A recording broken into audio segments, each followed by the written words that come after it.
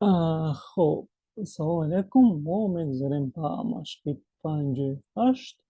Мо машқи 58-ро 57-ро тамом карда будем ва дар машқи 58 чӣ гуфта шудааст? Маълум аст, ки ҳаҷми сақои дуюм аз ҳаҷми сақои якум тахминан 2 маротиба камтар аст. Массаи сафҳаҳои дар паллаҳои тарозугудорро муқоиса кунед, яъне ки ҳаҷмҳояшон дигар ҳастанд. Агар бинем ҷисми якум ва ҷисми дуюмро, вале масовияшон дар ин ҷо яхела мебошад, чунки тарозу дар ҳолати равнависагӣ, яъне ки дар ҳолати баробарӣ қарор дорад ва ин ҷавоб мешавад дар мо ҷавоби С ва ҷавоби С-ро интихоб мекунем. Мегузарем ба машқи 59. Дар зарф миқдори муайяни об рехта шудааст. Вақте ки даруни зарф ҷисмро андохтанд, оби зарф болотар баромад. Ҳаҷми ҷисм чӣ қадар аст? Бинед, ки ҳаҷми ҷисм ҳамавақт баробар мешавад бо ҳамон обе, ки тағйир меёбад, яъне ки ба тағйирёбии ҳаҷми об ҳаҷми ҷисм баробар аст. Яъне ки ҳаҷми об дар ин зарф чӣ қадар тағйир ёфт? Бо 300 миллилитр, яъне ки аз 600-300-ро гирем, мемонад 300 миллилитр ва ҳаҷми ҷисм низ ба 300 миллилитр баробар мешавад. Хоб, дар ин ҷо мо мегирем 300 миллилитрро, ҷавоби А-ро. Ва мегузарем ба машқи 60. Дар машқи 60 дар ин ҷо бошад, агар ба мо дода шудааст, оид ба массаи ҷисмҳои дар паллаҳои тарозу гузошташуда чӣ хулоса баровардан мумкин аст? Яъне ки дар ин ҷо низ мебинем, ки тарозу дар ҳолати баробарӣ қарор дорад ва объёми ҳаҷми ҷисмҳо фарқ доранда. Агар мо танҳо дар бораи массаи ҷисмҳо хулоса барорем, ва метавонем гуфта, ки массаи ҷисмҳо чӣ ҳастанд? Яхела ҳастанд ва ин ҷавоб мешавад ҷавоби Д дар 60-ум савол. Мегузарем ба 61. Агар ҳаҷми металл ба 10 сантиметри кубӣ ва массааш 105 грамм бошад, он аз кадом металл сохта шудааст? Яъне ки мо медонем формулаи зичиро, ин баробари ро зарби ҳаҷм, объём, ва дар ин ҷо мо бояд зичиашро ёбем. Агар аз ин ҷо мо зичиро ёбем, агар ро баробар мешавад ба М тақсими В. Хоб, мегузорем ва ҳал мекунем. 105 грамм хоб тақсими чанд мешавад? 10. Ин мешавад 10.5. Хоб, 10.5 грамм тақсими сантиметр куб мешавад ба мо. Ва ҷавобаш бошад, агар 10.5 грамм сантиметр куб, ва ин мешавад муқарраб. Ҷавоби Б-ро бо ҳамроҳии шумо мо интихоб мекунем. Хоб, мегузарем ба дигар машқ. Ба машқи 62. Меъёри борбардории мошини боркаш 2 тонна аст. Оё ин мошинро бо ҳезуми хушки ҳаҷмаш 10 метр кубӣ бор кардан мумкин аст? Ҷи ҳезуми хушкро 400 килограмм метр куб қабул кунед?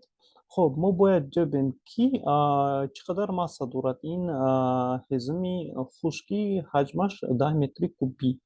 Хоб, мо меёбем массаашро, ин баробари ро зарби ҳаҷм мешавад ва роро мегузорем, ин 400 килограмм тақсими метри куб мешавад зарби 10 метри кубӣ. Хоб, 10 метри кубӣ бошад агар, ва дар ин ҷо метри куб қати метри куб меравад, фақат мемонад чӣ килограмм. Дар ин ҷо килограмм аст, бубахшед, килограмм мемонад.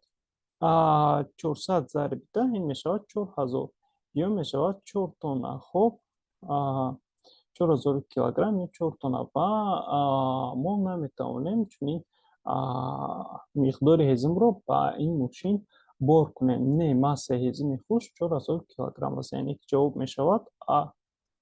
Хоб, мегузарем ба машқи 63. Ҳаҷми махзани стернаи мошин 5 метри кубӣ аст. Оё ба махзани бензини массааш 14 тоннро рехтан мумкин аст? Ҷи бензинро 700 килограмм метр куб қабул кунед? Хоб, мо дар ин ҷо меёбем ҳаҷми ин бензинро, яъне ки ҳаҷм мешавад баробари масса тақсими зичи. Хоб, массаро мо медонем 14 тонн зарби 10 дараҷаи 3 килограмм кунем агар, тонро ба килограмм гардондем, яъне ки ба системаи си овардем ва зичи бошад агар 700 килограмм тақсими метри кубӣ. Хуб, тақсими метри кубӣ ҳаст, килограмм ба килограмм ихтисор мешаванд ва дар ин ҷо бошад агар мо тақсим мекунем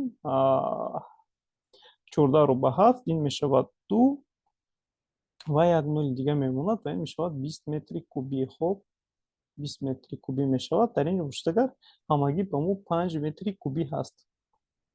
Не ҳаҷми бензин 20 метри кубӣ аст, мо наметавонем ки ин миқдори бензинро дар цистерна ҷойгир кунем. Яъне ҷавобаш мешавад А. 67 ҷавобаш мешавад А. Мегузарем ба машқи 64. Дар машқи 64 мебинем ки меъёри борбардории максималии кран 10 тонна аст. Оё бо ин кран бори плодии ҳаҷмаш 2 метри кубиро бардоштан мумкин аст? Зичаи плодро 7800 килограмм метр куб қабул кунед. Хоб, боз мо меёбем массаи чунин додашудаи плодро, яъне ки объёмаш 2 метри кубӣ аст. Массаашро агар мо ёфтем, ин мешавад ро зарби объём зарб мекунем 7800 зарби 2 ҳаст. Дар ин ҷо ҳамаш дар системаи си мебошад. Дорем мо метавонем ки без килограмм тақсими метр куб ё метр куб нависем. Мо медонем ки ҳамаш дар системаи си ҳаст. Ва 7800-ро агар мо зарб кунем ба 2, ин мешавад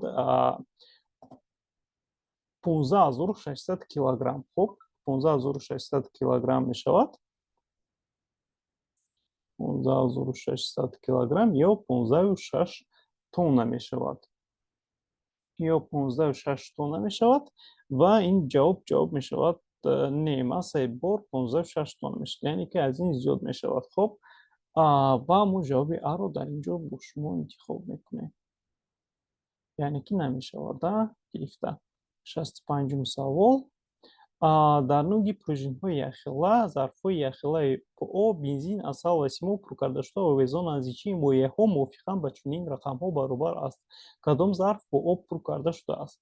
Яъне ки мебинем ки дар ин ҷо зичии об назар ба зичии танҳо бензин зиёдтар аст. Агар мо бинем, аз ҳама вазнинтарин ин мешавад зичии симоб, баъдан мешавад зичии асал, ин якумаш, ва баъдан мешавад зичии об ва зичии бензин. Хуб, дар ин ҷо бензин, дар ин ҷо об, яъне ки дар сеюмаш ин мешавад бензин. Хуб, ва мо ҷавоби Сиро интихоб мекунем бо шумо. Сеюм Си мебошад. Хуб, 66-ум савол. Так, дар 66-ум савол омадааст. Ну, чунин масъала аст, как масъалаи 65-ум.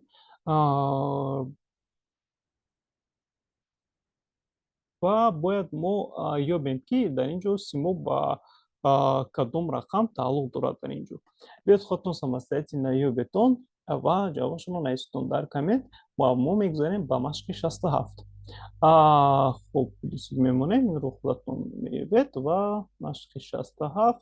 Қувваи натиҷавии қувваҳои дар нуқтаи А ба ҷисм гузошташуда ба чанд баробар аст? Яъне ки мо қувваи натиҷавиро бояд ёбем дар ин ҷо. Вақте ки мо бинем ки чандта қувва дар ин ҷо ҳаст, мана бо якдигар муқобил хобидан ин қувваҳои F1 ва F2, мо бояд аз қувваи калон қувваи худро тарҳ кунем ва F2 мешавад дар ин ҷо, қувваи натиҷавӣ баробари F2 тарҳи F1 мешавад. Ва мо сразу аз 8 4-ро мегирем ва 4 ньютон мемонад. Чун ньютон ки монд, ин мешавад қувваи натиҷавӣ ва мо ҷавоби Аро интихоб мекунем, чунки дар ҷавоби А 4 ньютон ҳаст. Хуб, 68-ум савол. Писарбачаҳо бо қувваҳои F1 ва F2 борро кашида истодаанд. Қувваи натиҷавии қувваҳое аз тарафи писарбачаҳо ба бор гузошташударо ёбед. Вазни борро ба назар нагиред. خب یعنی که میبینیم که این دو قوه با هم همسمت هستند، یعنی که در یک تیر خوابیدند. اگر تیر ایکس رو به طرف راست ما روان کنیم، این هر دو قوه با سمت این تیر ایکس موافقت میکنند. از همین سبب F1 و F2 رو ما جمع میکنیم و قوه نتیجوی F1 و F2 باشد. اگر در اینجا ما جمع میکنیم 100 جمع 200 می شود. خب و این با ما میتید 300 نیوتن میتید و این قوه نتیجوی می شود و 300 نیوتن. این جواب C می باشد. در اینجا جواب C رو میگیریم. 69 سوال. در 69 سوال масаи ماشینش 2000 کیلوگرم در ایروی افقی گوریزونتالی با شتاب 2 متر ثانیه کвадрат حرکت میکند. در این مورد قوه کشش محرک ماشین چقدر است؟ سویش و مقاومت هوا رو به نظر نگیرید. یعنی که ما داریم قانون نیوتن رو M ضرب A، دویم قانون نیوتن F برابر M ضرب A می شود. در اینجا مسا داده شده است، شتاب داده شده است. باید ما F رو یابیم، یعنی که قوه کشش محرک ماشین چقدر است. باید ما F رو یابیم. در اینجا 2000 این همش در سیستم ایسی است، ضربی شتاب میکنیم 2 این برابر 4000 چی می شود؟ نیوتن می شود. 4000 نیوتن و جوابش پشتگر جواب ده. جواب ده رو با شما ما انتخاب میکنیم و میگذاریم به مشق 70. خب به مشق 70 که گذاشتیم، بسکتبال باز توپ رو با قوه F برابر 30 نیوتن راسخطه پرتافته به توپ شتابی 10 متر سانتی متر کвадрат رو میبخشید. 10 متر ثانیه کвадрат رو بخشید. масаи توپ چقدر است؟ مقاومت هوا رو به نظر نگیرید. باز با همین فرمولا رو استفاده برده ما چی رو میبینیم؟ масаи توپ رو میبینیم و масаи توپ باشد اگر در اینجا میشود F تقسیمی خب C تقسیمی 10 این میشود 3 کیلوگرم و ما جوابی B رو انتخاب میکنیم با هم روی شما و جواب B رو انتخاب میکنیم. بیاید ما دلش میرویم با شما از یک لحظه. так درست رو توضیح میکنیم. خب ما مثال 70 رو کار کردیم و میگذاریم با مثال 71. مثال 71 چی گفته شده است؟ در مثال 71 رسم داده شده است. رسم گرافیک وابستگی قوه به جسم گذاشته شده از وقت تاثیر یافته است. در چند مدت وقت جسم تحت تاثیر قوه دائمی حرکت کرده است. یعنی که قوه دائمی این 30 نیوتن می باشد. اگر بینندگان در داومی وقت همه وقت قوه دائمی این از 1 تا 2 دقیقه هست. یعنی که با یک قوه با 30 نیوتن ما تاثیر کردیم به جسم و در اینجا اگر قوه تغییر می‌یابد از 2 تا 3 دقیقه ما نگوییم یا از 0 تا 1 دقیقه در اینجا قوه ها تغییر می‌یابند و قوه دائمی باشد اگر هم وقت از 1 تا 2 دقیقه هست. چی رو گفته که در چند مدت وقت جسم تحت تاثیر قوه دائمی حرکت کرده است؟ در 1 دقیقه می شود و جواب B رو انتخاب میکنیم. همگی 1 دقیقه با قوه دائمی تاثیر کرده شده است به جسم. مشق 72 با جسم های مسه هایشون چنین وزن داشته قوه های اخیلا گذاشتن. کدام جسم تحت تاثیر قوه با اون گذاشته شده با شتاب از همه زیادتر حرکت میکند؟ یعنی که اگر مسش کم باشد اگر شتابش بلند میشود با یک خیل قوه اگر باشد. در اینجا ما میدونیم که масаи M سیم جسم 30 کیلوگرم می باشد و از همه کمترین وزن دارد. یعنی که تاثیر اگر قوه های اخیلا باشند اگر از همه شتابترین رو این جسم سیم پیدا میکند و با امروی شما ما وریانت C رو انتخاب میکنیم. میگذاریم با مشق 73. در مشق 73 اومده است که ва сақоҳо бо қувваҳои яхела таъсир мекунанд. Кадом саққо таҳти таъсири қувваи ба он гузошташуда шитоби аз ҳама зиёдтар мегирад? Яъне ки боз ҳамун мисли ҳафтуду дуюм савол, агар массаяш кам бошад, агар ҳамун ҷисм шитоби зиёд мегирад. Ва ин ҷавобашро бояд худатон аллакай донед. Мегузарем ба машқи 74. Қувваи кашиши мухаррики тайёраи реактивии массааш 30 тонна ҳангоми парвоз 60 килоньютон мебошад. Шитоби тайёраро ёбед. Муқоимати ҳаворо ба эътибор нагиред. Яъне ки боз ҳамун қувваро истифода мебарем. F баробари мешавад ma. Хоб, мо дар ин ҷо дорем 60 килоньютон ва масса бошад агар 30 ньютон. Биёед ДША-ро менависем. ДША-ро навистем ва массааш 30 ньютон, 30 тонна гуфта шудааст. 30 тоннаро мо мегардонем ба килограмм. Ин мешавад 30,000 килограмм. Хоб, 30,000 килограмм ва F-ро менависем. F баробари 60 килоньютон мебошад. Ба системаи Си мегардонем 60 килоньютонро ва ин мешавад 60,000 ньютон мешавад. 60,000 ньютон мешавад, яъне бинед ки як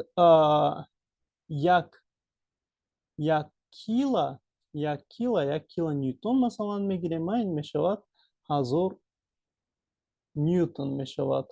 Хоб, 1 килоньютони 1000 ньютон мешавад. 1 километр, агар 1 километр дошта бошем, дар ин ҷо як аст, агар 1 километр дошта бошем, ин мешавад 1000 метр. Хоб, яъне ки кило маънои 1000-ро дорад. хоб, бояд мо шитобро ёбем. F баробари mh хеле ки гуфтем ва дар ин ҷо агар a-ро ёбем, F мешавад тақсими m. хоб, мегузорем 60,000 ньютон тақсими 30,000 килограмм. хоб, 30,000 килограмм мешавад дар ин ҷо ва ин нолико бо ҳам мераванд ва мемонад 6 тақсими 3 ин 2. Яъне ки шитоб 2 метр тақсими сония квадрат мебошад. Ва ин ҷавоб бошад агар дар 74-ум савол. Ин варианти С мебошад. Варианти С-ро интихоб мекунем. Мегузарем ба машқи 75. Таҳти таъсири қувваҳои яхела 4 ҷисм бо шитобҳои мувофиқ чунин шитобдор ҳаракат мекунад. Массаи кадом ҷисм аз ҳама зиёдтар аст? Массаи кадом ҷисм аз ҳама зиёдтар аст? Агар шитоби кадоме аз ҳама хурдтарин бошад, агар массаи ҳамон ҷисм зиёд аст. Агар масса зиёд бошад, агар шитоб кам мешавад. Ва дар ин ҷо мебинем ки массаи ҷисми якум кам аст, яъне ки низ шитобаш кам аст, а массааш зиёд мешавад дар 75-ум савол. Ва мо ҷавоби А-ро бо шумо интихоб мекунем. хоб, дар ҳамин ҷо мо бо ҳамроҳи шумо тамом мекунем ва то дарсҳои оянда. Хайр.